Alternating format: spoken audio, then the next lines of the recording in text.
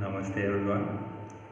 So this is the first video of the series that I have been talking about to do. And so the topic which I chose for the first video is prana. What is prana? I've been getting a lot of questions from my students like what does prana means and how is it different from just normal breathing. So to start with, let's break down the word prana itself. So prana, it consists of two words, pra and ana. So pra means pre, which exists before, and ana is also another word for anu. These words are derived from Sanskrit, and so something which, and anu means atom. So prana basically means something which exists before atom. It's interesting how these yogic people were talking about atom thousands of years before even when scientists discovered it. So to everything which happens in our physical body, there is always a subtle reality to it. So there is always a gross reality and a subtle reality to every physical process that happens in our body. So there are these network of branches flowing throughout the body, which are also called nadis in the yogic terms. And so this prana is basically the flow of energy that flows through these channels throughout the body. And so it's not just the oxygen that we inhale through our nostrils, but it's also the life force, the prana which we are inhaling. And so if there is any kind of blockage or restriction in these nadis, in these channels where the prana flows, that's where the problem starts to manifest.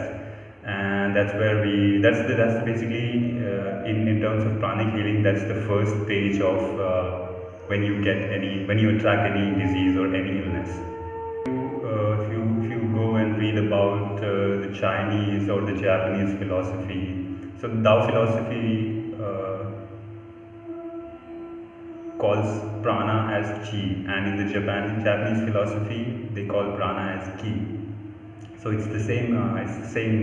They're talking about the same energy.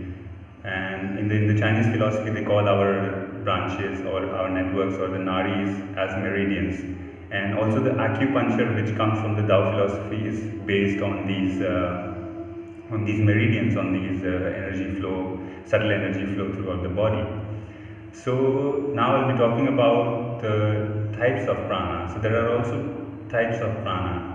There are actually five types of prana, and we call them panch prana. So the first one itself is called prana, and the seat of this prana is in the heart, and this prana is responsible for all the receiving. So whenever we breathe, we're breathing through our nostrils, and also we breathe through our skins. We have many pores throughout our skin, but in the gross reality, we are actually intaking this prana inside our channels to function the body properly. And so all this receiving of bioplasmic energy is the first prana that we are talking about. Now we'll talk about the second prana, which is also called apana. And the seat of this apana is in the pelvic floor. So this prana is responsible for letting go, to release. So the kind of direction of this prana is always towards the gravity. So all our processes of excretion, ejaculation are part of this prana. Now the third prana is samana. And the seat of this prana is in the navel, and this prana is responsible for all the processing that happens, all the integration that happens. So it's also responsible for all the digestion, the metabolism of the food that we eat, Now the next prana is Vyana. Vyana is responsible for all the circulation. So it means all your blood circulation, all the fluid circulation is done by this prana in the subtle reality. Again, to bring you back to the point that there are two realities: physical reality, gross reality, and then there is subtle reality. So whatever that we study in our anatomy is part of the gross reality that happens in our body, and all these things that I'm talking about are part of subtle reality, because in yogic terms we believe that there is also a subtle body beneath this physical or gross reality. So the next prana is Udana, which resides in the throat.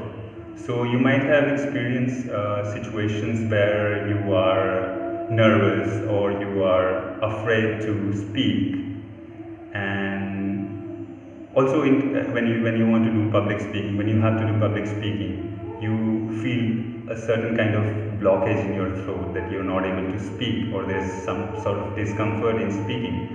So this is the prana which is in action at that moment. So basically the flow of this prana kind of stops when you're nervous or you're anxious or you're afraid for any reason. Now, so how we can kind of control this prana, or we can increase the rate of prana flowing through our body. There are many methods, including the kind of food that we eat. If you go in naturopathy, you will study that there are positive prana foods, there are negative prana foods, and also the same goes for also the beverages and stuff.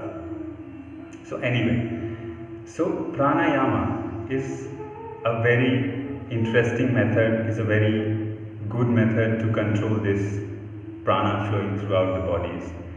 And according to my practice, according to my experience, one of the best pranayamas that I find is Bhastrika pranayama. But make sure whenever you do it empty stomach, or at least 2 to 3 hours after you take any sort of food.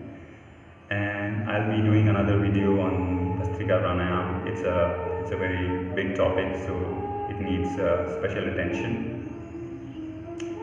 So that's all for today. Thank you for watching.